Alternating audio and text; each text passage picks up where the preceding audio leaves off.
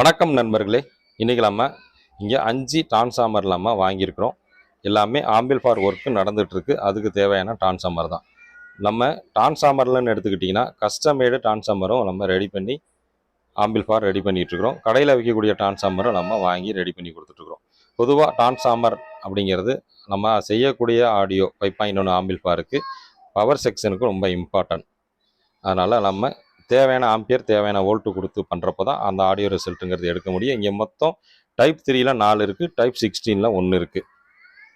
Type 3ல் இருக்கக்கூடியதெல்லாம் பார்த்தீங்கன்னா 2 கஸ்டமேடு 2 கடையில் வைக்கக்கூடியது. இந்த ஃபஸ்ட்டில் இருக்கக்கூடிய டைப் 3 பார்த்தீங்க அப்படின்னா 24 வோல்ட்டு 10 ஆம்பியர்.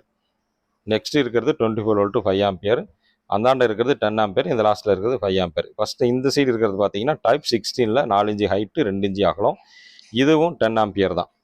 நம்ம டைப் 16ன்றப்ப ஹை வோல்ட்டு 10 ஆம்பியர் சப்பு போர்டுக்கு யூஸ் பண்ணுறப்ப டைப் 16 செலக்ட் பண்ணிக்கிறது நல்லது. பொதுவாக டிரான்ஸ்ஃபார்மரில் பிரைமரி செக்ஷன்லேயுமே 1.5 வரி இருக்கிறது ரொம்ப நல்லது. செகண்டரிலன்னு எடுத்துக்கிட்டிங்கன்னா நம்ம கேட்கக்கூடிய வோல்ட்டு மெயினாக கொடுத்துட்றாங்க. அது இல்லாமல் எக்ஸ்ட்ரா 2 டாப்பிங் வச்சு வாங்கிக்கிறது இன்னும் நல்லது. ஆம்பிள்ஃபார்லன்னு எடுத்துக்கிட்டிங்கன்னா ஃப்ரீ செக்ஷன் அப்படின்றது ரிமோட் கிட் இருக்குது, யூஎஸ்பி போர்டு இருக்குது. அதுக்கு தாண்டி speaker production, cooling fan, VU meter, back light இருக்குது. இத்தனை இருக்கிறதுனால ஒரு டாப்பிங் அப்படின்றது நம்மளுக்கு பத்தாது. அதனால் நம்ம ரெடி பண்ணுற ஆம்பிள்ஃபாரில் எப்பயுமே பார்த்தீங்கன்னா எக்ஸ்ட்ரா 2 டாப்பிங் தான் வாங்கிக்குவோம். 12-0-12, 0-12.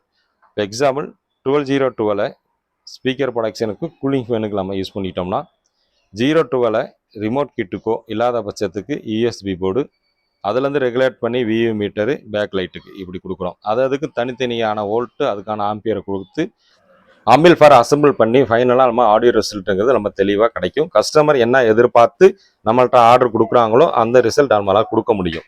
பொதுவாக ஆம்பிள்ஃபாருக்கு தேவையானது டிரான்ஸ்ஃபார்மர் தான். நம்ம சைடு யூஸ் பண்ணக்கூடிய எல்லா டிரான்ஸ்ஃபார்மருமே பார்த்தீங்கன்னா தேவையான வோல்ட்டு கடையில் கிடைக்காத பட்சத்தில் கஸ்டமைடாகவும் பண்ணி நம்ம ஆம்பு தெளிவாக ரெடி பண்ணி கொடுத்துக்கிட்டு தான் இருக்கிறோம். இந்த டிரான்ஸ்ஃபார்மர்லாம் வச்சு என்ன ஆம்பிள்ஃபார் எந்த மாதிரி யூஸ் பண்ணி நம்ம ரெடி பண்ணிகிட்டு இருக்கோங்கிறத அடுத்த வீடியோவில் பார்ப்போம். இந்த வீடியோ பிடிச்சிருந்தா லைக் பண்ணுங்கள். நன்றி, வணக்கம்.